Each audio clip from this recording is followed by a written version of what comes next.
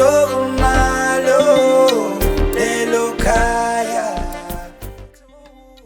kaya lama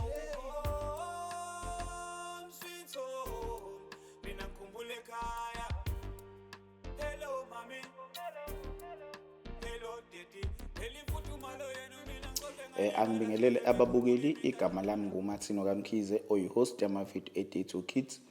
Sishuthwa ikhaya elihle media. Uma ufuna ukwazi kabanzi nemininingwane ngekhaya elihle media izovela ekupheleni kwamavidiyo ethu. Namuhla nginey'hambeli zami ezimbili, owudadewethu nomfowethu. Umfowethu-ke uke wavela evidweni yethu yokuqala kuzochazwa into okuthiwa i-Day 2 Kids.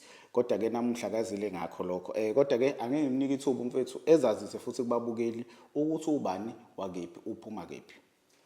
Khize, asibonge ithuba kuwe, ngibingelele nami dadewethu kaduze kwami. Igama lami nguNtokozo Mamkhize. Ngiqhamuka ngaphansi kwenhlangano i-Day 2 Kids. Namhlanje ngivakashe ngokunye. Sibonge Cwaba. Dadewethu, ngicela ukwazisa ababukeli ukuthi ubani wakephi, uvela kephi. Ngibonge ithuba bhuti wami, ngibingelele ababukeli. Igama lami nguNokuthula Mwamnyandu, ngivela eMpangeni ngaphansi kwesigodi iThombothi. Ngiyabonga. Bafethu, ngibonga ukuthi nisivakashele namuhla, nokuthi nizazise futhi kubabukeli ukuthi ningobani. Bafethu, isihloko sethu sanamuhla sithi ukungabi nabazali. Ngicela mhlampe ngivele siqale nje kumbuzo wethu oqala. Uthi umbuzo wethu oqala yini eyakwenza usheshe ubukele isimo? Mfowethu, umbuzo wethu udila nawe, ukhuluma nawe. Yini Cwabe eyakwenza ukuthi usheshe umukele isimo ngoba ngeke sidlule kodwa kumele usimukele? Khize, ngibonge.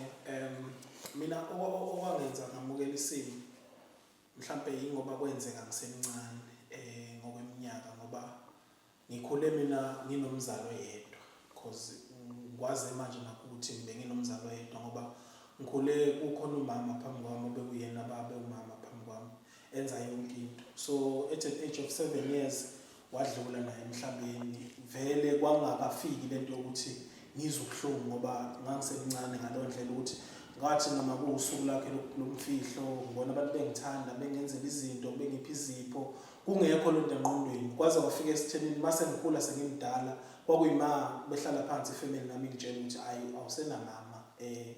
Leli side kababa vele belingaveli ngoba bekuyinto vele nababi bengayazi ukuthi bengathi bayithatha bayisusapi bayisaphi. So ikhona ngathi ngiyabonga uNkulunkulu ukuthi kwenzeka ngisemncane, kuthe mase kufika sengitshela vele bese ngiqinile sengikwazi ukwamukela isimo ukuthi no Usubona futhi ukuthi akho umuntu uvela akekho. I need to survive ngalokho enginakho ngiye phambili. Ngiyakuzwa Cwabe. Dadewethu, umbuzo usukuwe manje, yini eyakwenza washeshe wamukela isimo? Ngiyabonga bhuti wami ithuba. Into eyangenza ukuthi ngisheshe ngamukele isimo ukuthi umzali wami akasekho, ukuthi wagula. Ukugula kwakhe wagula phambi kwami, wagula kakhulu. So mangimthatha ngimisa esibhedlela udokotela angitshela ukuthi angimthathe eyogcina iy'nsuku zakhe zokugcina ekhaya. Vele usengitshelile vele ukuthi iy'nsuku zakhe zokugcina vele ayisekho. Into yasheshe yangenza ukuthi ngamukele leyo ngoba vele ukugula kwakhe wagula isikhathi eside, okwenza ukuthi vele ngisheshe ngamukele ukuthi hayi uyahamba vele emhlabeni.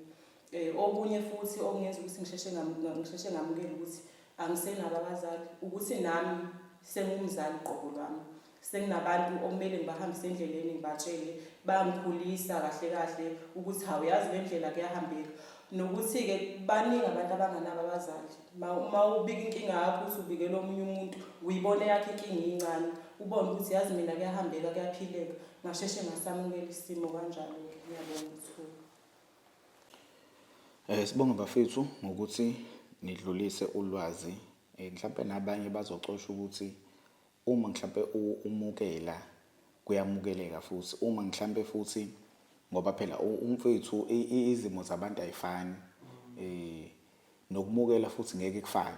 Kodwa ke mhlampe mawuzongenela ukasisi ngoba okamfethu uyasho ukuthi yena wayesemncane akazi kwasheshe kwenzakala mhlambe umlaleli nje osekhaya mhlambe naye mayabona mhlambe umzali wakhe egula mhlambe naye lapho engaqala lapho ekuzama ukuhila uma mhlambe abanakuza asisho ukuthi akulahlwe ithemba kodwa ngicathi nangu sise ewi testimonial ukuthi kuyingxenye yokuthi ehile kodwa ke angene futhi umbuzo olandelayo wanamuhla dadewethu inkinga enibhekana nazo ezabantu abangenabo abazali. Ngiyabonga ithuba bhuti wami. Ziningi iy'nkinga esibhekana nazo njengoba singenabo abazali. Okunye nje esikoleni kakhulukazi uthola ukuthi nawe uhamba ngey'nyawo ubheke esikoleni kuyabanda. Uma ufika esikoleni zikhona ezinye iy'ngane ey'gqoka iy'cathulo nawe uyathanda ukugqoka iy'cathulo ngenxa yokuthi akekho umzali ongakwazi ukuthi akuthengele iy'cathulo. Leyo nto igcina isinzima isihlala kuwe ngaphakathi ikhanda isilonda.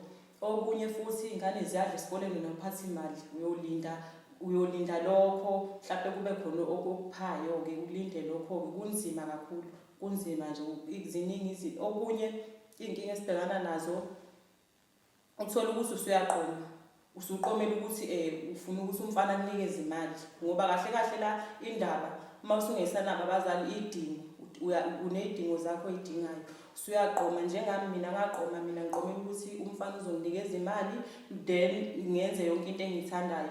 Ukuqoma kwami umfana nginikeza ingane iy'nkinga zami zanda kakhulu zanda kangangokuba ngase ngiswela kwamina izinto zokugcoba sekumele ngithengele ingane amaphampasi. Umfana ngeke uzuqoma umfana umqomela ukuthi nawe uzokunikeza imali ngoba abafana bamanje bayadlala ngey'ngane usuke uyifaka nje enkingeni enkulu kakhulukazi uma uzoqoma uqomela ukuthi umfana uzokunikeza imali. Ezinye iy'nkinga esibhekana nazo lezo-ke. Ngiyabonga bhuti wami ithuba. Mina Mkhize okwami ukuthanda ukwehluka Kadadewethu ngoba mina inkinga engabhekana nayo ingesikhathi sengisuka ekubeni ingane sengena emsizweni ngagcina sengiphoseka ey'ntweni ey'njengey'dakamizwa ngaphoseka ephuzeni utshwala ngenxa yokuthi akekho lo muntu oyifika kumina ozokwazi angayide ukuthi njengoba ukhula funa ukhule kanje. Nabantu abakhona abangisarawundile abantu besifazane abangakaze badlule kulezi stage.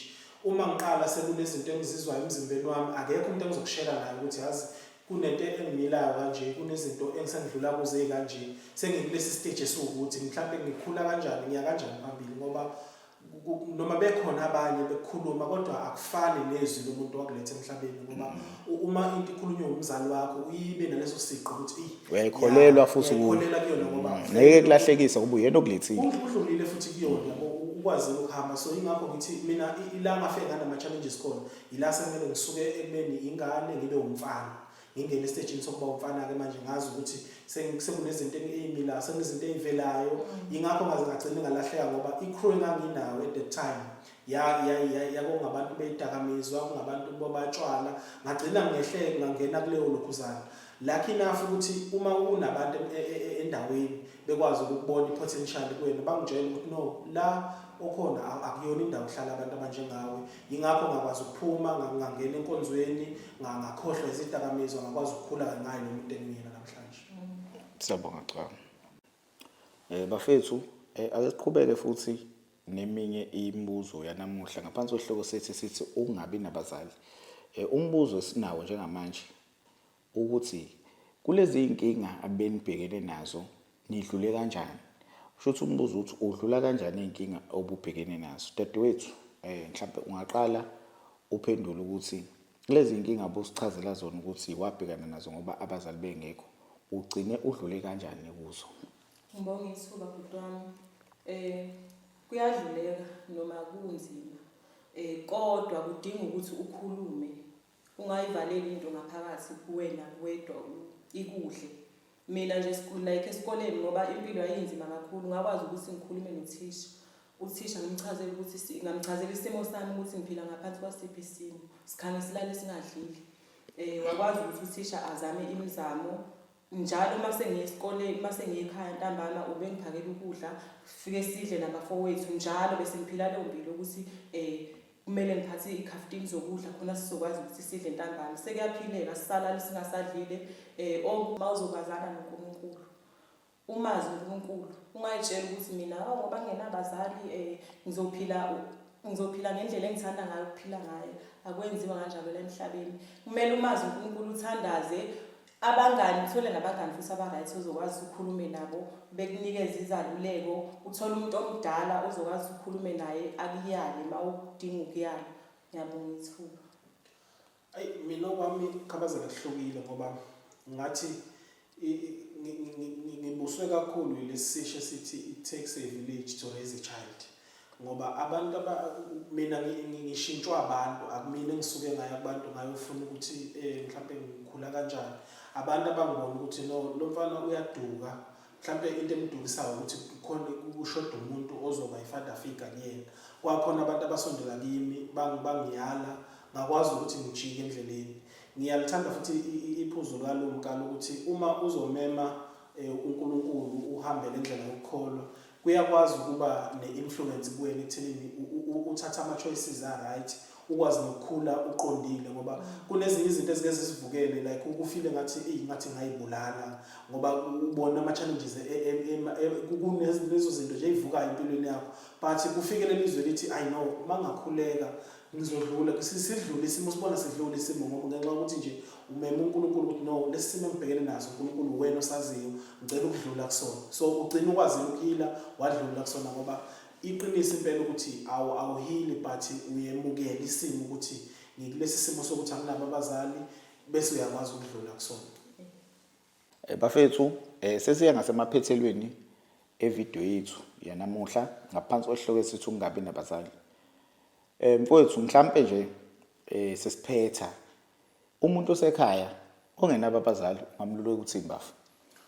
Mfowethu mhlambe ngakululela ngakho umuntu osekhaya ukwamukela qala, mhlambe uyiwona key oqala ukwamukela ukuthi njengamanje sengilesi simo sokuthi angisenawo umzali, angisenabo abazali nje bobabili total. Okwesibili ukwamukela izeluleko ezivela kwabanye abantu, ungamjaji umuntu ngokumbuka umkale ngamehlo ukuthi hayi mina ngeke ngitshele ubani ngoba kangizali, ukhiphe lento yokuba intandane kuwena ngoba enye yezinto eyenza ukuthi abafowethu bagcine balahlekele lezweni ledakamizwa yingoba usuka athwala umntandane kube kuyena ukuthi noma ehamba nje mina ngiyintandane, mina ngiyini noma enzani sekubuye nje emzimbeni ukuthi mina ngiyintandane. Asikususeni lokho kithi qala ngingene mhlambe olimini nje gcwabe yena egcineni kosuku manje sengazi ukuthi kumele ezwele kuye yonke into ngoba naku washonelwa abazali. Mawusiyala kanjalo futhi nabazali ababulawe liphelela abantu laba asebathwesa yonke into. Sengazi ukuthi sekukhona icala umuntu osefuna mthwalo ukuthi nabantu ahlala nabo nje maka kwenzeka into encane noma bamsole ephutheni alenzile ngishelazi but uzoba nalokho ukuthi mina ngoba ngiyintandane ingakho kwenziwa nje kanje. Okoqala nje yamukela ukuthi ngiyintandane, ukhiphe umntandane kuwena, uphile njengomuntu oyingane ozokhula ozoba namaphutha, uwamukele namaphutha owenze ukuthi no la ngibe namaphutha ngamukele ukuyala nokukhula ngephambili. Okwesibili yiba lentandane ke ezovula umqondo, yazi ukuthi ifunani ngoba iphupho lakhe lingashabalaliswa ukuthi wena uyintandane. Funda ulandela amaphupho akho, wazi ukuthi mina ngoba ngize emhlabeni ngoba sizala sifumbethe, akekho usuke ezele ukufumbethe ukuthi mina ngiyintandane ehluphekayo. Wonke umuntu usuke ezalwe efumbethe enamacebo futhi enezinto asuke eyifisa ngoba wonke umuntu usuke enezifiso zokuthi mina ngifisa uma ngikhona ngibe ukuthi landela iphupho lakho, yazana nabantu abaseduze abazokwazi ukuthi bakuchannel into right direction ukuthi njengoba ngikhula nje ngifuna ukuba ukuthi ukuze wazi ukuthi laba ngiqhelelana nabo usuke kakhulu kulabantu bezinto zobumnyama njengedakamizwa ngoba ibona abantu abazokubuyisela emuva empilweni bakwenze uzugcina usukufumbatha ukuthi mina ngiyintandane. Sibonge bafethu ukuthi nisivakashele namuhla nizothakeza ulwazi ngaphansi kwesihloko sethu besidingida ngaso namuhla esisensitive kodwa engamele kumbambathwe into yakhona ngoba iyenzeka futhi ngekimi ukwenzeka kwayo. So izosiza abantu bebona ukuthi hayibo nazi idudla zishonelwe kodwa manje ingaka okusho kade bamukela labantu. Bafethu nami ngiyavalelisa nani ngizonika ithuba ukuthi nivalelise kodwa ke ake ngiveze kwezokuxhumana zethu ukuthi sitholakala kuphi. I-Day to Kids NPO, Facebook, TikTok, Instagram and YouTube. Tete wethu amazwi akho ogcina usuvalelisa kubabukeli. Ngiyabonga ithuba bhuti wami, amazwi ami okugcina nje ngingawasho ukuthi nawe lapho osibukele lana uyasibona siyaphila sikhuluphele sibangaka samukela isimo.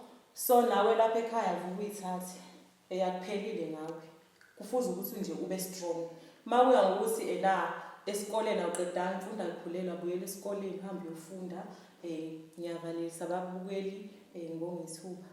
Khabazela usuvalelisa. Asibonge kuwena, sibonge Khayelihle Media, ngibonga kakhulu udadewethu la ngokungimisa nje isibindi ngoba ile ndawo lesihloko sethu namhlanje nesithinta kakhulu enhlizweni, but siyabonga kakhulu, siyathemba ababukeli kuningi abazocosha bakufunde belandele i-Date Your Kids.